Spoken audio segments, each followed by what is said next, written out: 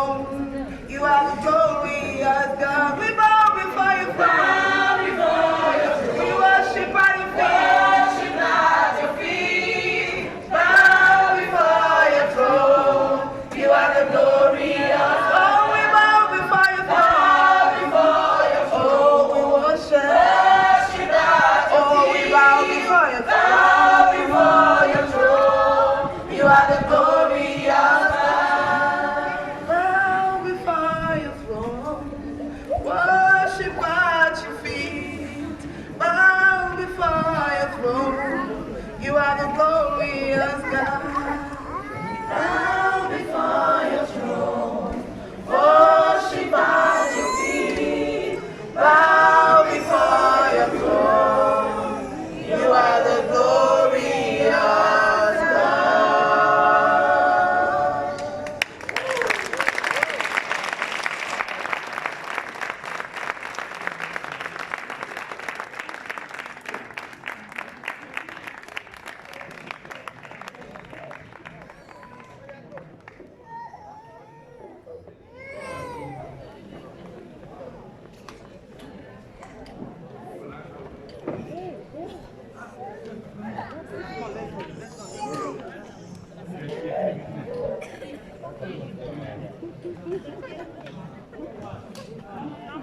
Bueno, este es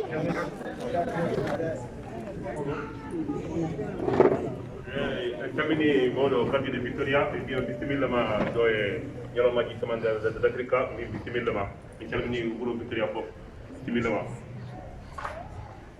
Ẹ kúrọ̀lẹ́ gbogbo ilé, mo wá láti ẹ̀yà Yorùbá, mo sọ pé ẹ kúrọ̀lẹ́, ṣàlàáfíà lẹ́wà. Etenikpe eteniko wa bota. Oni otu ni matweredo wa hia bere na yehai. Ndewo ndị ndu Victoria. Ndewo ndị Victoria.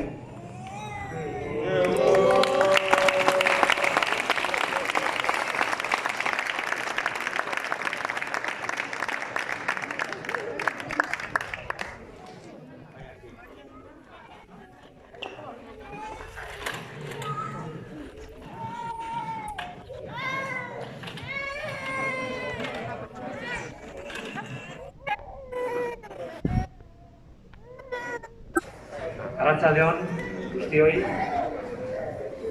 Alkate regionalentik benetan lazer bada zuekin guztiokin egotea. Egun berezi honetan batez ere Afrikako herrientzat eta hemen zaudeten guztiontzat. Eta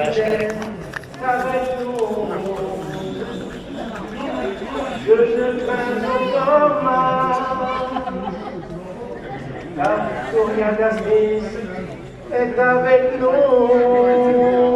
ce soir.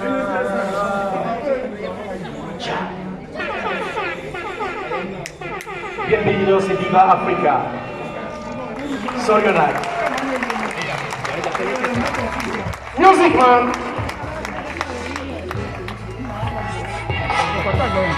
Sure.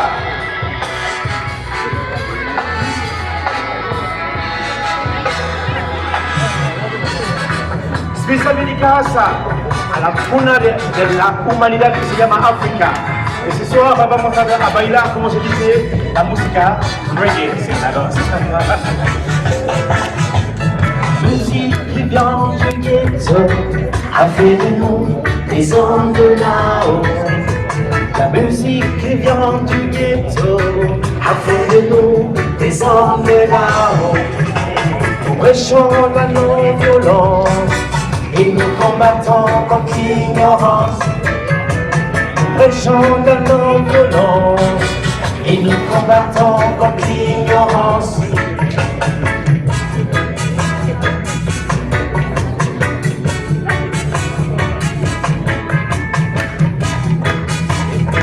Dirigir el grupo, ¿tú lo vas a dirigir? ¿A quién lo dirige el grupo? ¿Cómo? ¿Al grupo que lo vas a dirigir tú? Relissons le drapeau rouge, jaune, vert, le prenons, peace, love and unity. Avec le pognon arriva, nous réclamons respect, justice, égalité. La musique reggae est là, pour nous faire vivre dans la joie. Le jour du reggae est là pour réveiller notre conscience. Rastaman, Rastaman, freedom fighter, yes I. Ghetto music tonight. Spécial dédicace à Africa. Peace, love, unity. La paz en el mundo desde África.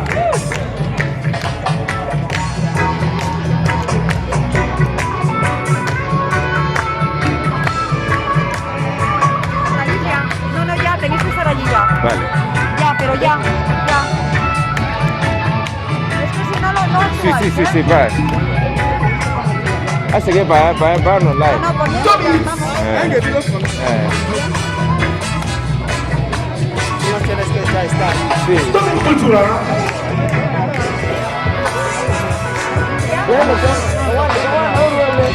Manos en la mano. Music reggae.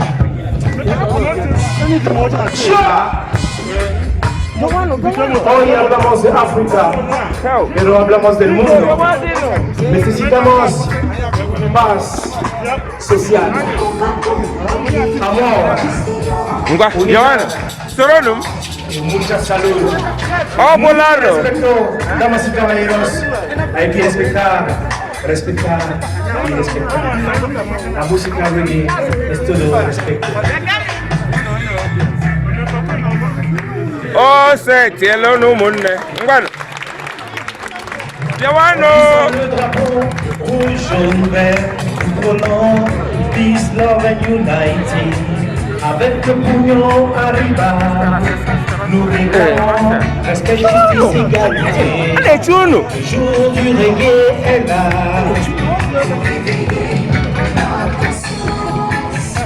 La musique reggae est là. Gracias. Rastaman, Rastaman, freedom fighter, yes I. Ghetto music time. Ghetto music, reggae music is positive vibration. Giovanna.